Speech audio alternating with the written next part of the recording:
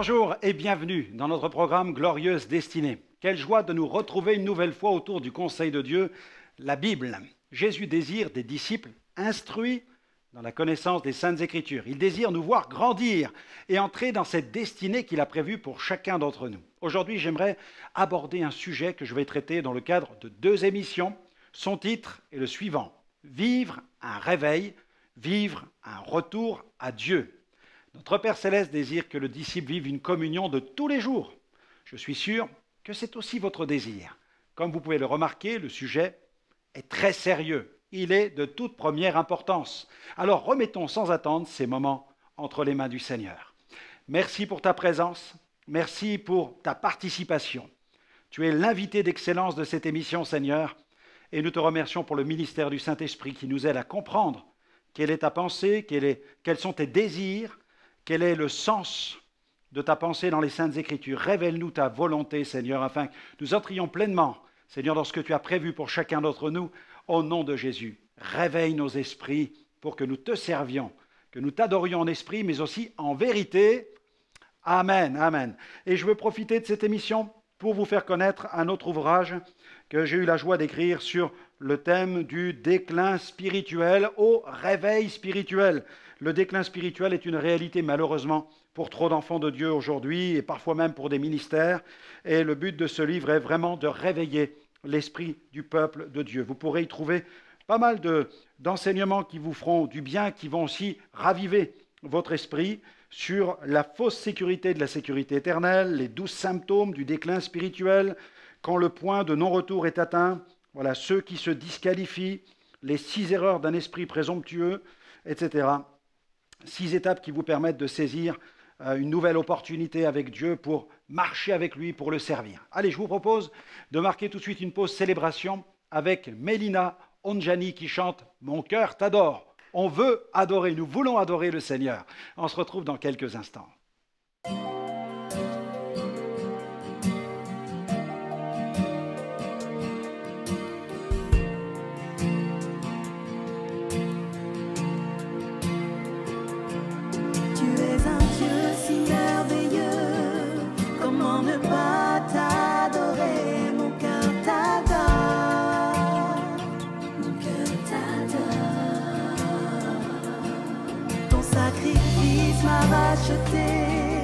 Tu es la source de ma paix, mon cœur t'adore. Mon cœur t'adore. Auprès de toi je veux rester, Seigneur, en toi j'ai tout trouvé. Mon cœur t'adore. Mon cœur t'adore. Oui, tu es mort pour moi. Seigneur,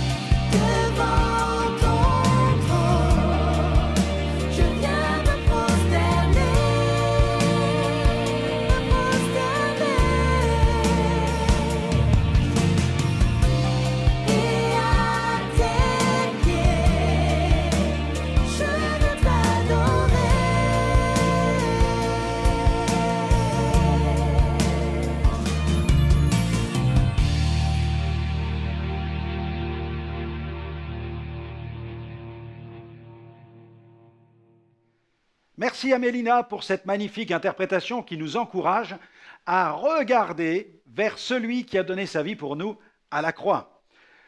James Burns a dit ceci: Dieu a fixé une limite à la décadence de son Église.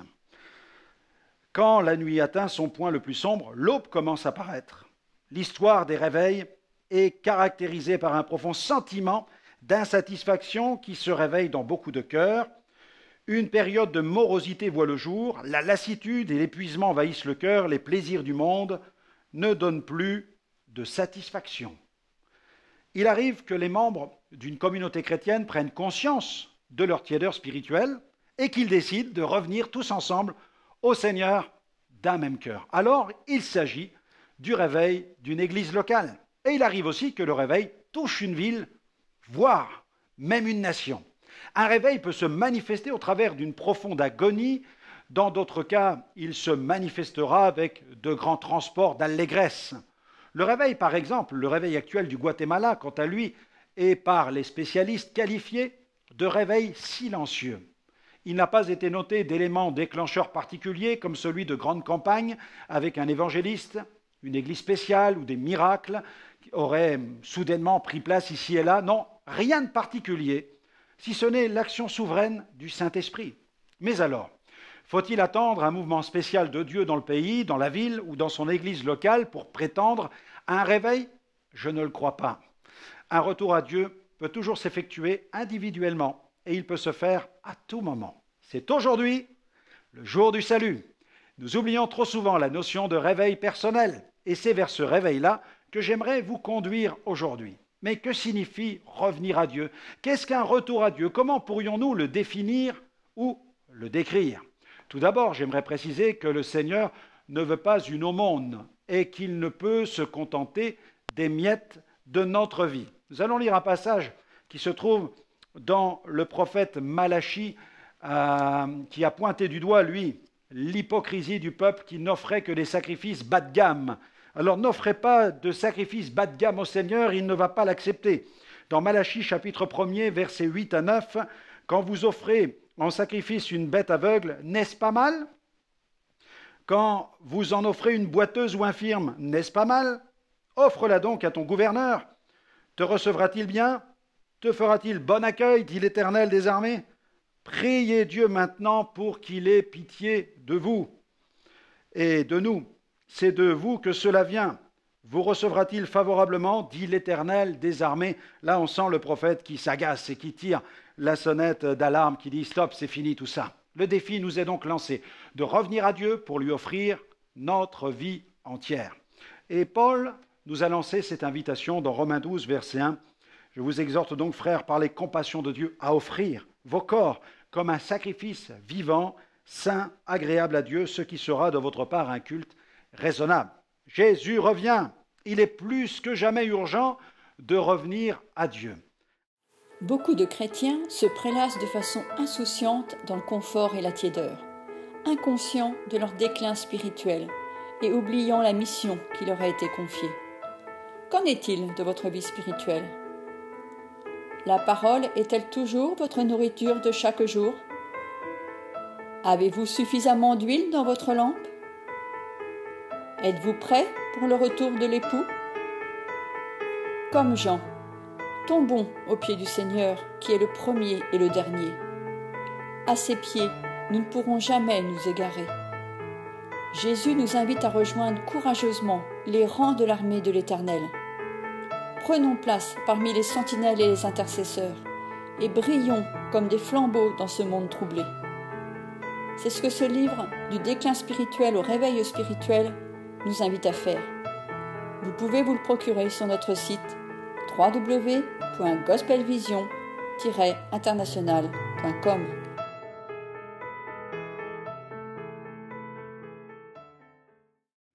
Un retour à Dieu est avant tout un mouvement de repentance, Joël en parle dans Joël chapitre 1er verset 13. N'oublions pas ce passage. Sacrificateurs, revêtez-vous de sacs, soyez dans le deuil, lamentez-vous, vous qui êtes au service de l'autel.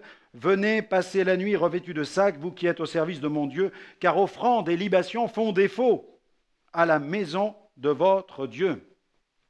Si nous voulons vraiment vivre un réveil personnel, nous devons comprendre le chagrin que Dieu éprouve par rapport au péché. La mission du Saint-Esprit ne consiste-t-elle pas à nous convaincre de péché?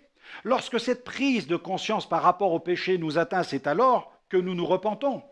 Frank Bartleman, qui était un grand observateur du réveil d'Azusa Street, il a déclaré « J'ai reçu de Dieu l'idée clé suivante que pour obtenir un réveil, voilà l'idée qu'il en ressort, la profondeur d'un réveil sera déterminée exactement par la profondeur de l'esprit de repentance. » Quand on se convertit, on se dirige vers la croix, dans un esprit de repentance, vers l'œuvre accomplie par Jésus. Mais lorsqu'on revient à Dieu, on décide alors de retourner à cette croix, sous-entendu à cette œuvre, bien sûr, pour demander à Dieu de faire grâce à nouveau. Et c'est à nouveau dans un esprit de repentance que l'on revient à Dieu. La Bible dit dans 2 Corinthiens chapitre 7, verset 10, « En effet, la tristesse selon Dieu produit une repentance à salut dont on ne se repent jamais, tandis que la tristesse du monde produit la mort. » Voilà. Elle n'apporte rien de particulier, elle ne sauve pas la tristesse du monde. La repentance est la base de tout retour à Dieu. Donald G. a fait ce terrible constat. Si vous me demandiez quel est à mon avis le plus grand besoin, je vous dirais que le plus profond besoin dans chaque réveil, c'est la repentance. Si les gens ne se repentent pas, le réveil ne sera pas assez profond. Avant qu'un authentique réveil puisse avoir lieu, les gens doivent se repentir. Je crains que dans nos réveils modernes, nous avons laissé passer le premier mot adressé par Dieu aux pécheurs. Son premier mot n'est pas « crois », mais « repens-toi ». La repentance est vraiment la clé du réveil. Lisons ce passage, tellement connu, mais il est important de le relire dans 2 Chroniques, chapitre 7, verset 14. « Si mon peuple, alors, verset 13, « Quand je fermerai le ciel, qu'il n'y aurait point de pluie, quand j'ordonnerai aux sauterelles de consumer le pays, quand j'enverrai la peste parmi mon peuple. » Regardez, si Dieu envoyait tout ça, mais si mon peuple, sur qui est invoqué mon nom, s'humilie, prie et cherche ma face, et s'il se détourne de ses mauvaises voies, je l'exaucerai des cieux, je lui pardonnerai son péché, je guérirai son pays. Amen. Il est question ici du réveil du peuple de Dieu, ce peuple sur lequel le nom de l'Éternel est invoqué. La promesse liée à ce temps d'humiliation est glorieuse. Elle évoque la guérison de la nation dans laquelle se trouve ce peuple. James Burns a fait aussi ce commentaire. Pour l'Église, un réveil signifie humiliation, une amère reconnaissance de son échec, une confession ouverte et remplie d'humilité des péchés de la part de ses ministres et du peuple. Ce n'est pas du tout la chose facile et éclatante que beaucoup s'imaginent. Ils croient que le réveil remplit les bancs vides et restaure l'Église dans sa puissance et dans son autorité. Le réveil vient pour écorcher avant de guérir. Eh bien, mes amis, que le Seigneur produise cette blessure salvatrice de la repentance dans notre cœur. Continuons. Un retour à Dieu se traduit aussi par un mouvement d'intercession.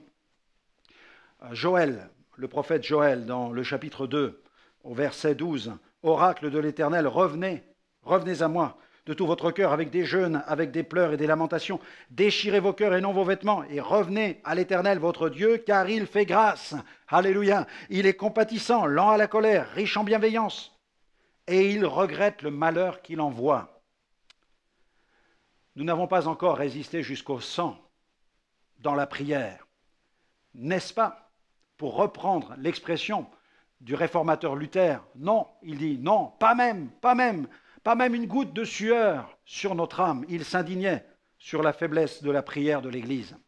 Dieu souffre de voir son peuple négliger la prière.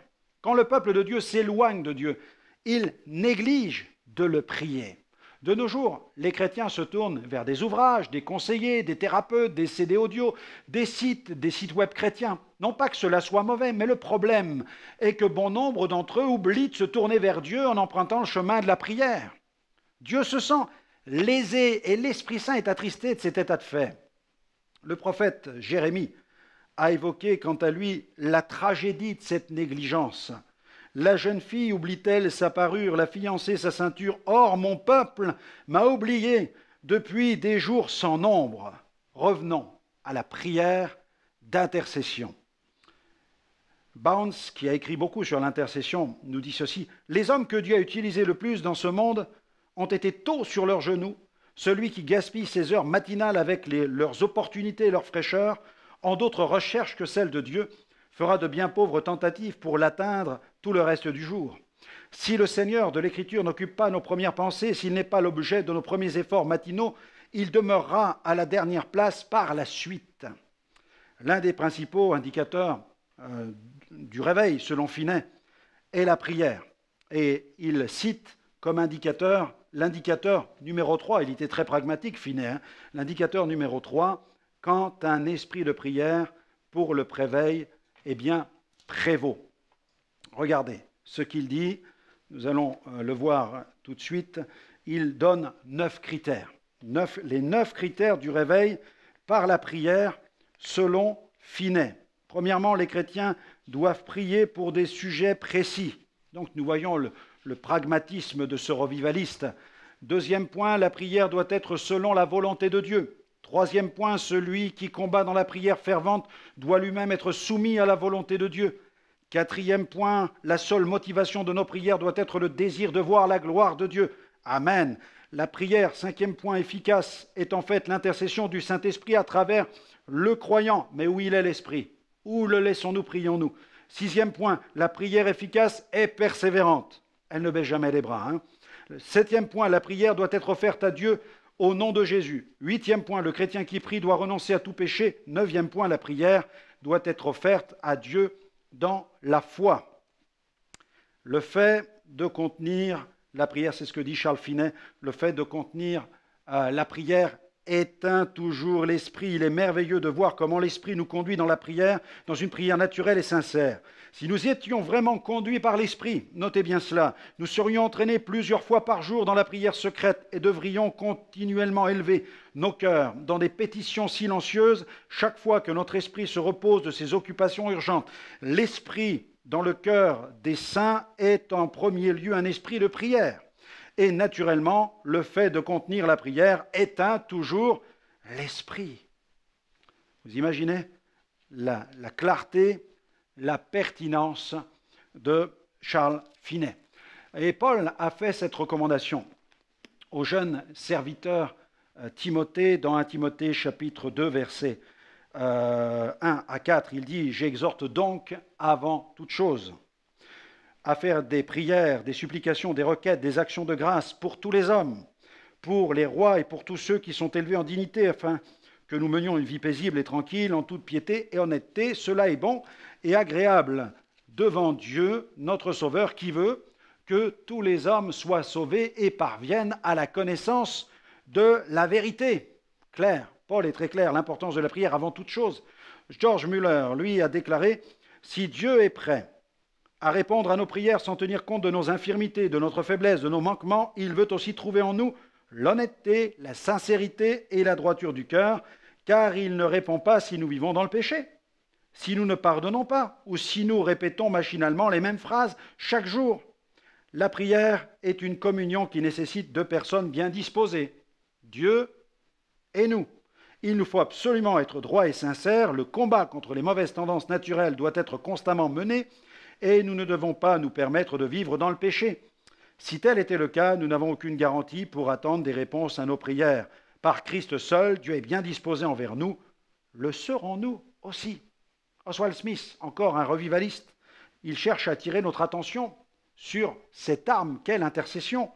Dans ce XXe siècle, dit-il, nous nous détournons de plus en plus de l'arme que Dieu nous a désignée par excellence, la prière d'intercession, en adoptant à la place de simples moyens naturels en vue d'accomplir son œuvre, où que nous regardions, il se produit la même chose, tant dans l'évangélisation que dans le travail ordinaire de l'Église. La prière d'intercession a été rangée dans le placard. Beaucoup de chrétiens se prélassent de façon insouciante dans le confort et la tiédeur, inconscients de leur déclin spirituel. Qu'en est-il de votre vie spirituelle? La parole est-elle toujours votre nourriture de chaque jour? Comme Jean, tombons aux pieds du Seigneur, qui est le premier et le dernier. Prenons place parmi les sentinelles et les intercesseurs, et brillons comme des flambeaux dans ce monde troublé. C'est ce que ce livre, du déclin spirituel au réveil spirituel, nous invite à faire. Continuons. Un retour à Dieu s'accompagne d'un retour à la parole de Dieu. Josias, son nom signifie « feu de l'Éternel ».